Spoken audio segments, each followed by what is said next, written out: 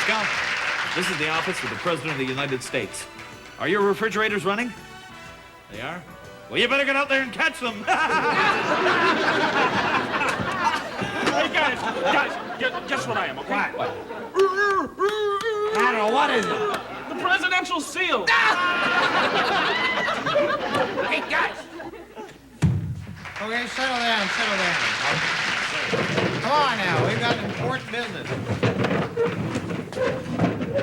I'm going to say something before the meeting starts. I know you're all going to be disappointed, but I'm not going to be telling any jokes today. I know I was come in here and tell some jokes and break you guys up. I'm always breaking you up with slashing one-liners, but there's no time today. We have too much work. So, General, let's start with your report. The entire government's waiting with bated breath on your report on the Strategic Arms Limitation Treaty. Can we have that now, please?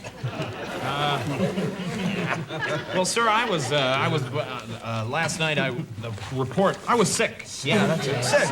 Where's your note? Right here. It's in similar that's handwriting to my own. That's just great. A report on the Strategic Arms Limitation Treaty. Hey, Bill, cut it out. Well, at least I'm sure, Mr. Secretary of State, that you have your white paper ready on the Mideast crisis. Hey, Mr. President, I didn't even know we were going to have a meeting today. Will you stop bugging me? What is he doing? He's trying to plant a microphone on me. Then he really is bugging you. That's his job. He's with the CIA. Leave him alone. I got my report ready. Well, that's sensational. At least somebody around here is doing some work. Hey, I can't read this. It's in code. I think I can, Mr. President. What does it say? It says, Just get out of here. That's ridiculous. Mr. President, I have a suggestion. I suggest we move on to the next order of business. Wait a minute. Just wait a minute here. Where does it say Secretary of State takes over meeting? I don't see it on the cards. Mr. President, I have a serious suggestion. Well, it's about time somebody with some brains stood up and said something intelligent. Speaking as Attorney General, Mr. President, I suggest we go over to the Senate office building and see if we can find some chips. All right! Let's sit down here. Let's get serious. Now, we're government officials. We're not clowns. Now, the second order on the agenda. I'm going to introduce you gentlemen to my new appointee to the cabinet, and I will do that right now.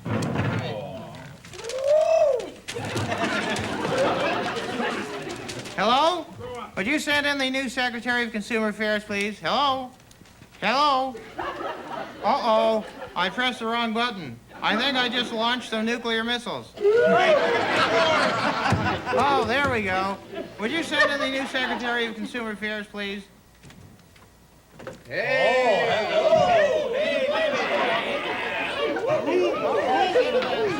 Gentlemen, I'd like to meet the new Secretary of Consumer Affairs, Miss Nelson. Well, you can consume my affairs any day. You certainly may. Thank you. Why don't you guys take a flying leap out of rolling donut? All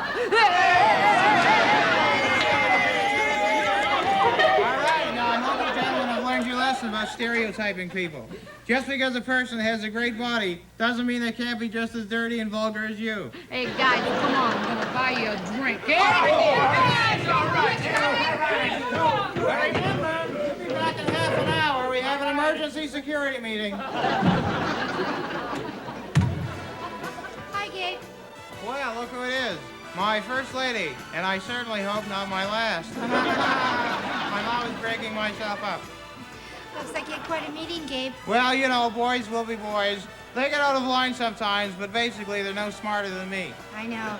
Did I ever tell you about my great Uncle Vinny? Yes, you did, Gabe. He was President Abraham Lincoln's personal tailor. You told me that already, Gabe. One morning, President Lincoln woke up in Gettysburg before a big speech, and he looked down and he saw a shirt collar was all frayed from rubbing against his beard. You told me this one, Gabe. So he says to my Uncle Vinny, he says, Vinny, you think you could fix this? And my Uncle Vinny said, well, certainly I can fix it. So he fixed it, and then after he fixed it, President Lincoln turns to my Uncle Vinny and says, Vinny, how much do I owe you?